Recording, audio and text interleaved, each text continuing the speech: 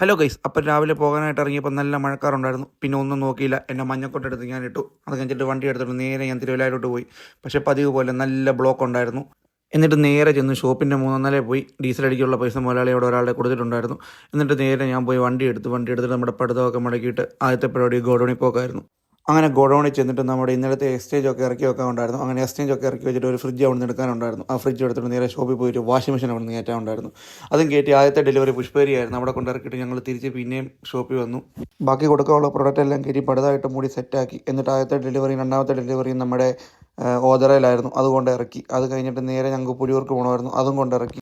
അതിനുശേഷം നമുക്ക് ആവശ്യമായിട്ടുള്ള ഇന്ധനം നിറയ്ക്കാനായിട്ട് ഒരു പമ്പിൽ കയറി. അങ്ങനെ ഇന്ധനമൊക്കെ നിറച്ച് കഴിഞ്ഞ് ഞാൻ ചങ്ക് റാഫിയെ വിളിച്ചു. മാന്നാർ അടുത്ത് എവിടെയാണ് നല്ല ബിരിയാണി കിട്ടുന്നതെന്ന് ചോദിച്ചു. അവൻ പറഞ്ഞു അറേബ്യൻ ഗ്രിൽസിൽ ഓക്കെ എന്ന് പറഞ്ഞു. അവിടെ നേരെ പോയി ഒരു ബിരിയാണി ഞാൻ കഴിച്ചു. നല്ല ക്വാളിറ്റി ഉണ്ട്, ക്വാണ്ടിറ്റി ഉണ്ട്. 130 രൂപയേ ഉള്ളൂ. മാന്നാർ പോകുകയാണെങ്കിൽ അവിടെ കയറാൻ ആരും മറക്കണ്ട.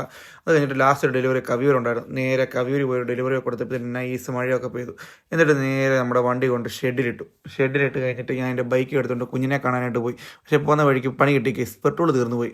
എന്തോ ഭാഗ്യമെന്ന് പറയട്ടെ, 170 മീറ്റർ മാത്രം ഉന്തിയാൽ മതിയായിരുന്നു. അവിടെ നേരെ പോയി ഞാൻ കുഞ്ഞിൻ്റെ അടുത്ത് പോയി. അപ്പം ഞാൻ ചെന്ന് നേരെ കുഞ്ഞാപ്പൂനെ കളിപ്പിച്ചു. അങ്ങനെ കുഞ്ഞാപ്പൂനെ കളിപ്പിച്ചുകൊണ്ടിരുന്ന വഴിക്ക് കുഞ്ഞാപ്പൂ അങ്ങ് ഉറങ്ങിപ്പോയി. അത് കഴിഞ്ഞപ്പോഴത്തേനും നല്ല മഴ പെയ്തു. പിന്നെ ഒന്നും നോക്കിയില്ല, അവിടെ കിടന്നു. അപ്പോൾ ഓക്കെ, ബായ്.